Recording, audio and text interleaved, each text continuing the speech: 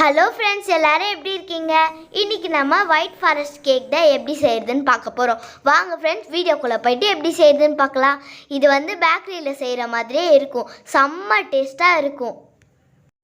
இப்போ நம்ம white forest cake செய்ய 1 கப் அளவுக்கு மைதா மாவு எடுத்துக்கலாம். 1 டீஸ்பூன் பேக்கிங் பவுடரும் 1/2 டீஸ்பூன் பேக்கிங் சோடா இது எல்லாத்தையுமே நம்ம சலிச்சுக்கலாம்.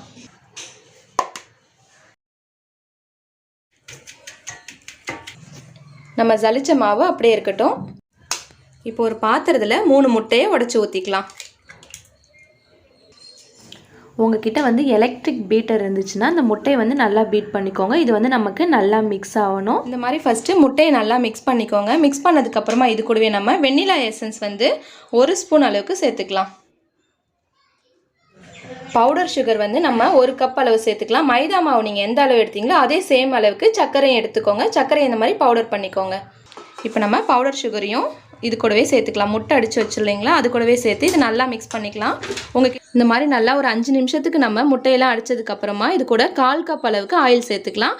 ஆயில் சேர்த்துட்டு ஒரு 2 நிமிஷத்துக்கு மட்டும் இதை நம்ம நல்லா கலந்துக்கலாம். எந்த ஃப்ளேவரும் இல்லாத வாசனை இல்லாத ஆயிலாக பார்த்து சேர்த்துக்கோங்க.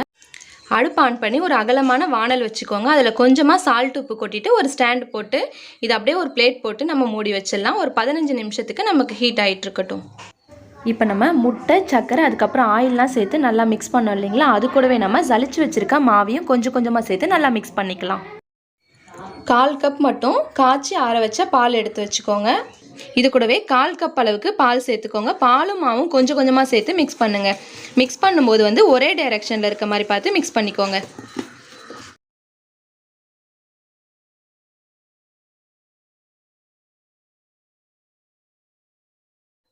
ஒரு கேக் டின் எடுத்துக்கோங்க. அதை சுற்றி நல்லா ஆயில் அப்ளை பண்ணிவிட்டு அதுக்கு மேலே கொஞ்சமாக மைதா மாவு போட்டு நல்லா கலந்து விட்டுடுங்க. மைதா மாவு கேக் டின் ஃபுல்லாக படுற மாதிரி நல்லா தேய்ச்சி விட்டுக்கோங்க. மாவு இந்த மாதிரி நல்லா மிக்ஸ் பண்ணிக்கோங்க, கட்டிகள்லாம் எதுவுமே இல்லாத. இப்போ இந்த மாவை நம்ம கேக் டின்னில் ஊற்றிக்கலாம். மாவெல்லாம் ஊற்றினதுக்கப்புறமா லைட்டாக இந்த மாதிரி ஷேக் பண்ணி விட்டுக்கோங்க. ஒரு ஸ்பூன் இல்லைனா உங்கள்கிட்ட டூத் பிக் ஸ்டிக் இருந்துச்சுன்னா இந்த மாதிரி பண்ணி விட்டுக்கோங்க. நமக்கு கேக் ஈவனாக வெந்து வரும். இப்போ அடுப்பு ஒரு மீடியம் ஃப்ளேமில் வச்சுட்டு ஒரு 10 நிமிஷமாக இந்த மாதிரி நம்ம ஹீட் பண்ணி வச்சுருக்கோம். அதிலே நம்ம கேக் டின்னே வச்சிடலாம். வச்சுட்டு ஒரு பிளேட் போட்டு நம்ம மூடிடலாம். 40லேருந்து 45 நிமிஷம் வரைக்கும் ஆகும் நமக்கு இப்போ கேக் ரெடியாக. ஸ்டவ் நமக்கு சிம்லே இருக்கட்டும். இப்போ கரெக்டாக நமக்கு ஒரு 45 மினிட்ஸ் ஆகுது. ஒரு டூத் பிக் ஸ்டிக் உள்ளே விட்டு பாருங்கள். நமக்கு கேக்லாம் ஒட்டாமல் சூப்பராக வந்திருக்கு. இப்போ நம்ம ஸ்டவ் ஆஃப் பண்ணிடலாம். ஒரு 5 நிமிஷத்துக்கு நல்லா ஆறட்டும். ஆறுனதுக்கப்புறமா இதை நம்ம வேறு ஒரு பிளேட்டுக்கு கவுத்தி போட்டுக்கலாம். இப்போ நமக்கு ஒரு 5 நிமிஷமாக கேக் நல்லா ஆறிடுச்சு. ஆறுனதுக்கப்புறமா சைட்லலாம் அந்த மாதிரி கத்தியால் ஃபுல்லாக எடுத்து விட்டுருங்க. இந்த மாதிரி ஒரு பிளேட்டில் கவுத்தி போட்டு கேக்கை நம்ம எடுத்துடலாம்.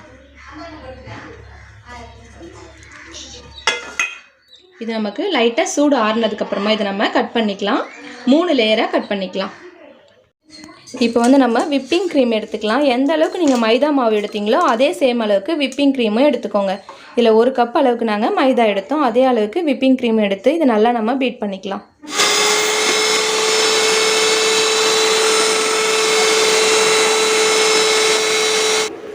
ஒரு 10 நிமிஷத்துக்கு இந்த மாதிரி நல்லா மிக்ஸ் பண்ணிக்கோங்க. நமக்கு நல்லா சூப்பராக க்ரீம் மாதிரி வரும். இதை நீங்கள் இந்த மாதிரி டப்பாவோட கவுத்தி போட்டு பாருங்கள். நமக்கு க்ரீம் கீழே விழாமல் வரும். இந்த மாதிரி இருந்தால் தான் நமக்கு கரெக்டாக இருக்கும். இப்போ கேக் நல்லா ஆறுனதுக்கப்புறமா இதை நம்ம 3 லேயராக கட் பண்ணிக்கலாம். ஒரு பிளேட்டில் லைட்டாக விப்பிங் க்ரீம் மட்டும் வச்சுக்கோங்க. வச்சதுக்கப்புறமா இதுக்கு மேலே நம்ம ஃபஸ்ட்டு லேயர் கேக்கை வச்சிடலாம் கட் பண்ணது.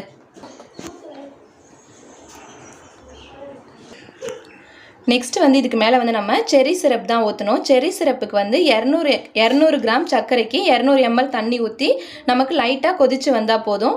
அதிலே நம்ம செரி பழத்தையும் குட்டி குட்டியாக கட் பண்ணி போட்டு அப்படியே வச்சிடலாம். நல்லா ஆறுனதுக்கப்புறமா இதை நம்ம எடுத்துக்கலாம். நீங்கள் ஃபஸ்ட்டு நாளே இந்த மாதிரி ரெடி பண்ணி வச்சிட்டிங்கன்னா உங்களுக்கு செரி பழம்லாம் நல்லா ஊறினதுக்கப்புறம் இந்த மாதிரி நல்லா உங்களுக்கு கலர் கிடைக்கும். நீங்கள் இன்னைக்கு கேக் செய்கிறீங்கன்னா முன்னாடி நாளே இந்த மாதிரி ரெடி பண்ணி வச்சுக்கோங்க. நம்ம இந்த மாதிரி செரி சிரப் எல்லாத்தையுமே நல்லா ஈவனாக படுற மாதிரி ஊற்றிக்கோங்க. நமக்கு அப்போ தான் கேக் நல்லா டேஸ்ட் கிடைக்கும் சாப்பிடும்போது.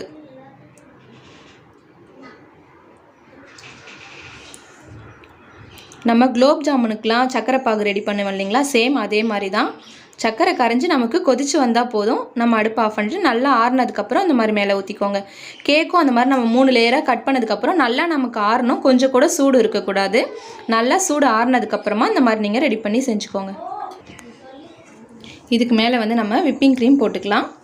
விப்பிங் க்ரீம் நல்லா ஈவனாக படுற மாதிரி ஃபுல்லாக நல்லா தடவிக்கோங்க. இந்த மாதிரி விப்பிங் க்ரீம்லாம் அப்ளை பண்ணதுக்கப்புறம் இதுக்கு மேலேயே நம்ம இன்னொரு லேயரையும் வச்சிடலாம். வச்சுட்டு அதே மாதிரி நம்ம செரி சிரப் ஊற்றிட்டு அதுக்கு மேலேயும் நம்ம விப்பிங் க்ரீம் வச்சுக்கலாம்.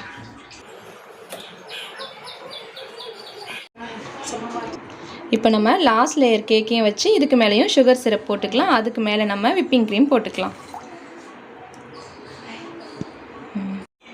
மேலே ஃபுல்லாக தடவதுக்கப்புறமா சைட்லேயும் சுற்றி நல்லா இந்த மாதிரி விப்பிங் க்ரீம் வச்சு தடவி விட்டுடுங்க. இந்த மாதிரி ஃபுல்லாக சுற்றி க்ரீம் அப்ளை பண்ணதுக்கப்புறம் இதை ஒரு 10 நிமிஷத்துக்கு நம்ம ஃப்ரிட்ஜில் வச்சிடலாம். அதுக்கப்புறமா நம்ம எடுக்கலாம். 10 நிமிஷத்துக்கு அப்புறமா ஃப்ரிட்ஜிலேருந்து எடுத்துகிட்டு செகண்ட் லேயர் கோட்டிங்க்கும் இந்த மாதிரி விப்பிங் க்ரீம் ஃபுல்லாக தடவிக்கலாம். இப்போ வந்து நம்ம கேக்கை சுற்றி வந்து ஒயிட் சாக்லேட் வந்து நம்ம தூவி விடணும். அப்போ தான் நமக்கு நல்லாயிருக்கும். எங்ககிட்ட வந்து ஒயிட் சாக்லேட் இல்லைன்றதுனால 1 ரூபா சாக்லேட் இந்த மாதிரி கிடச்சிது. இதை ஃபுல்லாக நம்ம கேரட் திருவி எடுத்து வச்சுக்கலாம். இந்த மாதிரி சாக்லேட் உங்களுக்கு கிடைக்கலனா உங்களுக்கு மில்கி பார் கிடைச்சதுன்னா அதை கூட நீங்கள் யூஸ் பண்ணலாம். நம்ம சைடில் ஃபுல்லாக இந்த மாதிரி ஒயிட் சாக்லேட்டை வந்து இந்த மாதிரி தூவி விட்டுக்கோங்க. இந்த மாதிரி மேலேயும் கொஞ்சமாக ஒயிட் சாக்லேட்டை தூவிட்டு அதுக்கு மேலே வந்து நீங்கள் உங்களுக்கு பிடிச்ச மாதிரி டிசைன்ஸ் ஏதாச்சும் போட்டுக்கோங்க. இந்த மாதிரி நம்ம விப்பிங் க்ரீம் வச்சு ஃபுல்லாக டிசைன் போட்டதுக்கப்புறம் இதுக்கு மேலே வந்து செர்ரி பழத்தை வச்சுக்கலாம். அவ்வளோதான் ஃப்ரெண்ட்ஸ். இப்போ நமக்கு சூப்பரான ஒயிட் ஃபாரஸ்ட் கேக் ரெடி. இந்த கேக் உண்மையாகவே டேஸ்ட்டு செம்ம அட்டகாசமாக இருந்துச்சு ஃப்ரெண்ட்ஸ். பேக்கரியிலலாம் நம்ம வாங்குவோம் இல்லைங்களா, அதே மாதிரி டேஸ்ட்டு தான் இருந்துச்சு. நீங்களும் கண்டிப்பாக இதே மாதிரி ஒரு டைம் ஆச்சு ட்ரை பண்ணி பார்த்துட்டு டேஸ்ட் எப்படி இருந்துச்சுன்னு மறக்காமல் கமெண்ட்ஸில் சொல்லுங்கள். உங்கள் ஃப்ரெண்ட்ஸ் அண்ட் ஃபேமிலி கூடவும் இந்த ரெசிபியை நீங்கள் ஷேர் பண்ணிக்கோங்க. நம்ம சேனலை சப்ஸ்கிரைப் பண்ணுங்கள் ஃப்ரெண்ட்ஸ். Thank you, bye bye.